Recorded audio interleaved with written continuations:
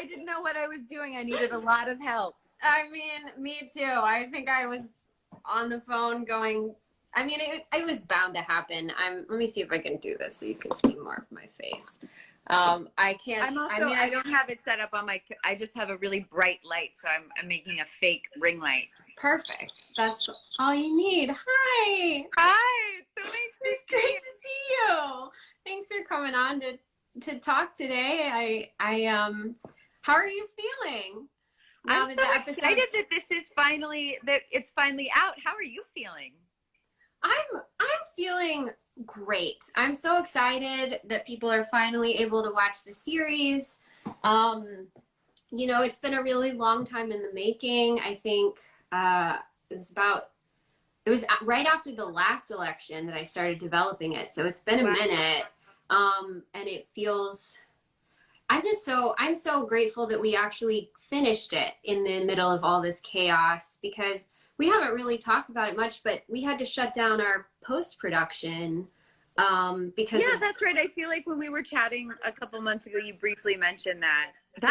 And so you all went remote and yeah, we had post-production in New York, and we were all set up, and we had edited the first 2 episodes, and then COVID really put a wrench in the gears, and so we all went home and did everything remotely, which was like so hard, but also such a feat of our amazing post-production team. But it's just it's the first show I've ever show run, and so it's been a really unusual process. I'd say so.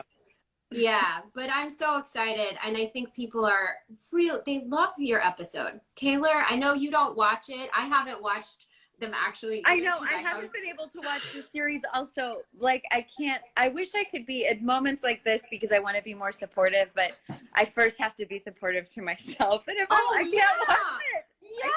Yeah.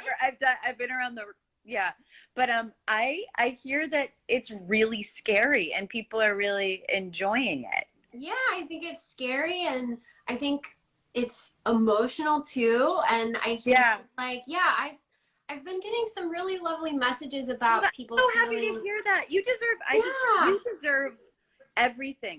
You deserve all the prizes. The writing is so good, and the kind of the ethos that you imbued the project with is just so important right now. Thank you. Yeah, I mean, we were so lucky to have a crew of people on that show with really big hearts. And I think because it was such a really hard show to produce, I mean, for people who don't know, it's an anthology series. So every episode is a totally different setup, totally different set, totally different cast. And so it makes it harder to produce. And I think we were just really lucky that our crew and our post-production team and everyone on the show had like good, solid hearts and treated each other with a lot of respect. And I feel like that was really the only way we were able to do it, you know, because it's too hard. What is it like for you coming onto a show like that? Because I know it must feel so different than something like Orange is the New Black, where you're a regular and you all are like really a family and tight knit. What is it like coming into something just for like one episode? Well, you know, I think this is something that we've talked about a little bit before, but what was most fun about this was there's a tremendous amount of freedom in not knowing anyone. There's actually like not being able to see beyond the footlights kind of feel to the thing. Yeah. While there's a tremendous amount, there's like a deep level of safety that exists in familiarity. There's also this strange feeling of kind of plunging into an ice pool of not knowing anybody that also is incredibly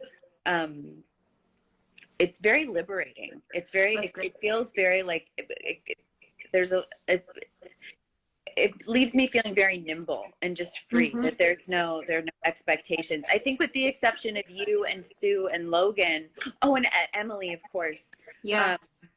Like it was just freedom. I didn't know anybody. It was really a treat. And so, and I think that seems to be how everyone experienced it. You know, like I have another friend right now who's in Atlanta shooting an anthology series. And he just sent me a bunch of like a tirade of text last night about he thinks that anthology series are the portal to happiness as an actor. That's the sweet spot of just like maybe for actors. Maybe Yeah. for actors. Someone the other day, I was doing some press thing, and they were like, "So an anthology series, it must be like a lot of mini plays because I come from playwriting, and that must feel really great." And I was like, It's so hard. I'm never doing it again. But that's wonderful though, and I think it's great to hear that he's having a good experience, and I think it just makes it all the more important to have like a safe production environment if you're inviting someone to come in and be raw and vulnerable, which like, oh my God, I don't know how you do what you do. I can barely do this. I've been stressed out all day about like sitting in front of people, and like what you do is so raw. Like you just have to have that really safe, secure environment to come into if you're, you know, a stranger to the group. And I think that's kind of what makes it. I'm getting distracted by all the little comments. It's so sweet. Hi, everybody. You have the nicest fan group. I know. I have an incredible. The fans that I've been lucky enough to kind of amass over this life of mine is remarkable. Yes, thank you all so much for watching. So sweet. Mean, I feel like they're so positive, and yes, oh my gosh, I mean that's like the coolest thing ever. They come to everything you're doing with like such a warm embrace, and I love that. Talk about that feeling of safety, like where it feels like there's this like sweet soft bed of people that are ready to catch me no matter what I do. So that's so cool. Thank you all for watching. Very nice, very sweet. Nice people, Brazil. Nice fans. Thank you. I love you guys too. I really do. So I think that, you know, are there any, Mary, in this space for people who maybe haven't watched the show or like just tuning in, that like what? And I guess that since you're doing a lot of press now, what is which is obviously a very different process from the creative incubating piece. What is kind of emerging as the themes of the show that you most want people to? Well, I imagine people can resonate with whatever feels right to them. But what are you most excited to be saying, screaming out into the void at this moment in time? Well, I think the reason that I wanted to make this show, and I think the thing I've held the most tightly onto through the entire process since like 2016 or 17 or whatever, is that I wanted to tell stories about people who behave monstrously, but to paint a real picture of who those people are and why they are doing the things that they're doing. Yeah. I think I feel just like I think a lot of people do, feel extremely horrified and concerned about how polarized we're becoming. And I think that it's really easy to lose your grasp on what makes us human, and how people make mistakes and are fallible. And do horrible things, but that we have to look at everyone through the lens of like, we are all these beautiful creations. We are all flesh and blood. We are all fallible. And so I thought that Nathan Ballingred's book, North American Lake Monsters, which a bunch of the stories are based on, was a really amazing platform for that idea, because his book was asking a lot of those same questions. And so that's what I hope people will take away from this. I hope they're entertained, and I hope that they like all the scares and the the amazing, I mean, just amazing production value, cinematography, all of that. But I hope they come away from it just asking questions about why the characters did what they did, and reflecting back on their own humanity a little bit. Yeah. I mean, I love that. And I'm seeing all these like beautiful fans from Orange here. And I think that that's actually something if there were the Venn diagram of these two shows kind of exists in that space, that people are more than surface level, Yes. and that we are intricate, complicated beings that are so much bigger and we're galactic, and it's impossible to be compartmentalized by a deed or a specific feeling, and also mining what it is, why we're experiencing that. Those kind of more monstrous parts of ourselves.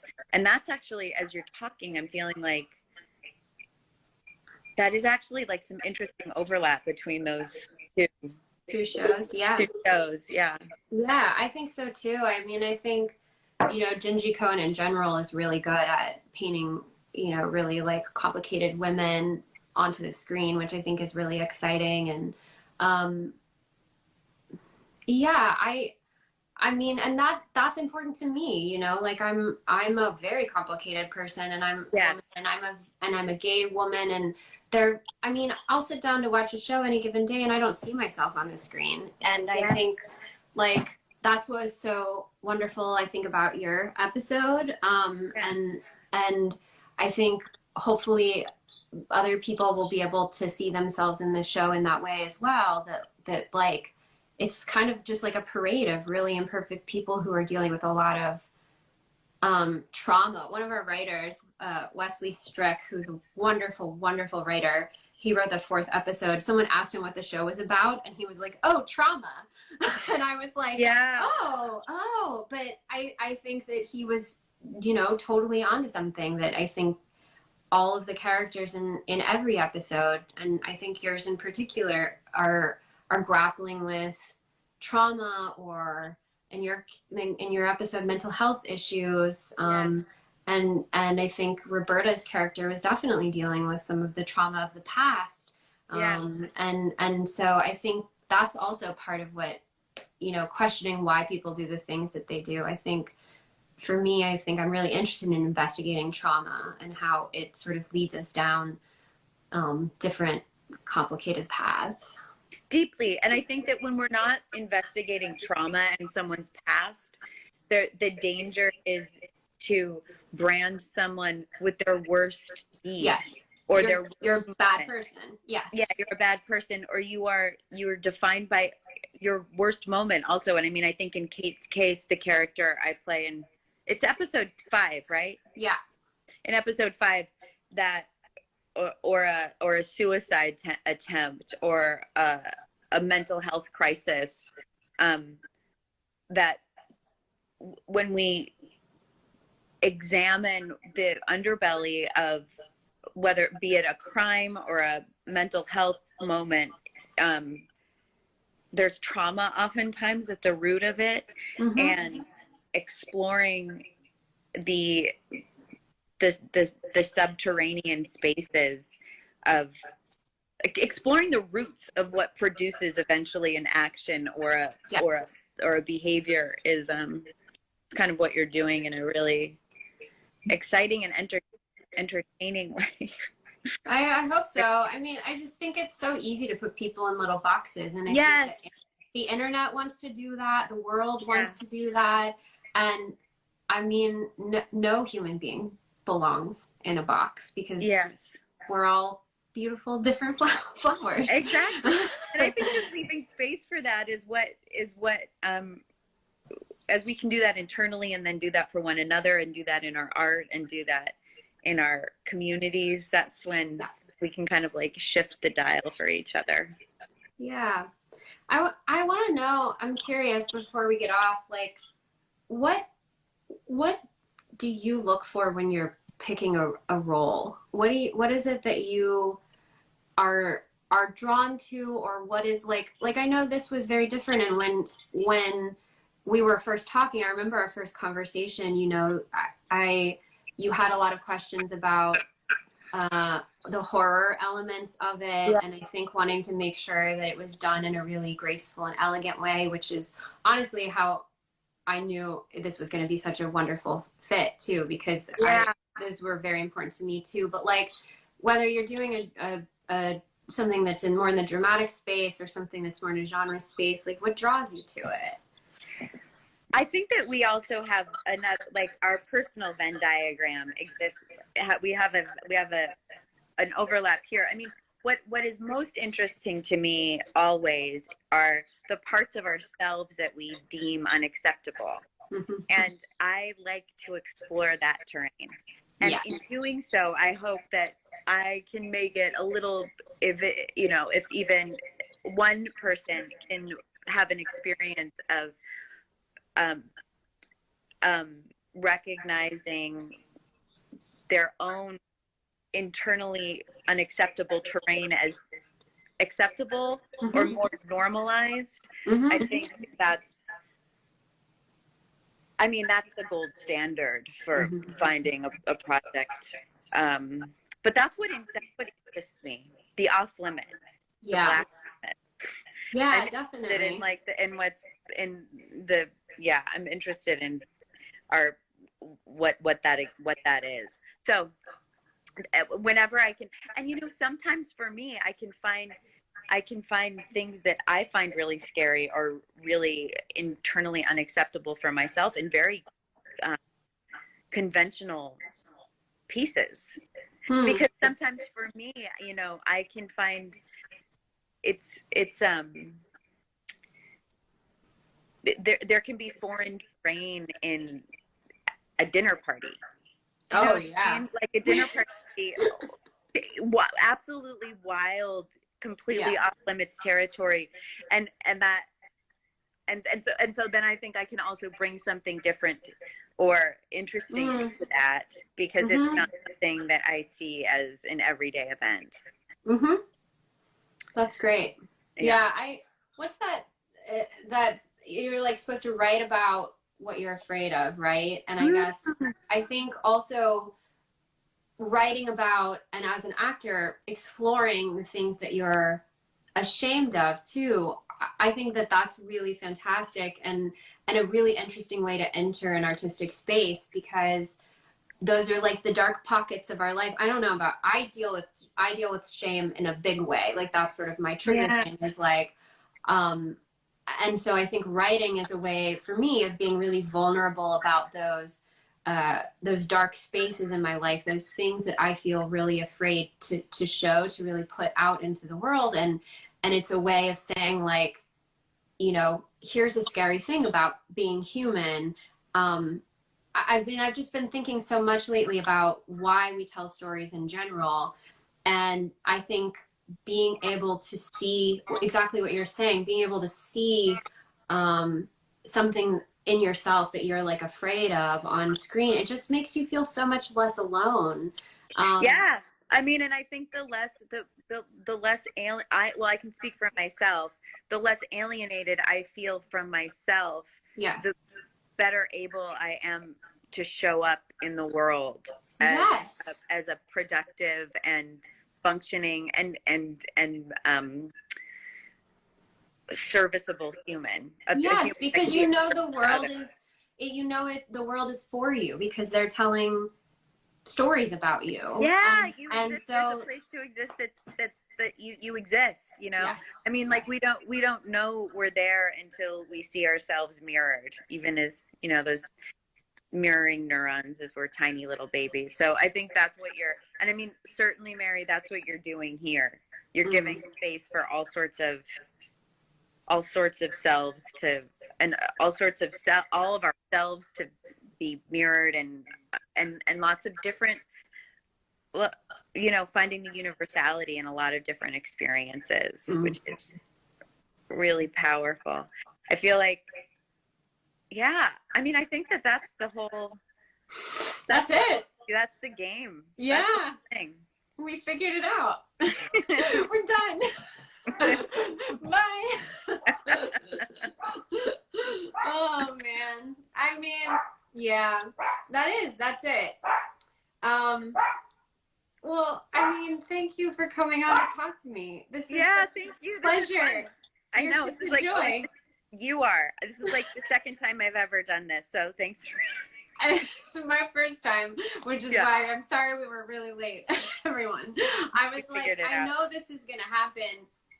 Here's what I do is that I get really stressed out about the fact that I have to do like something like this that's live or just something like technology based.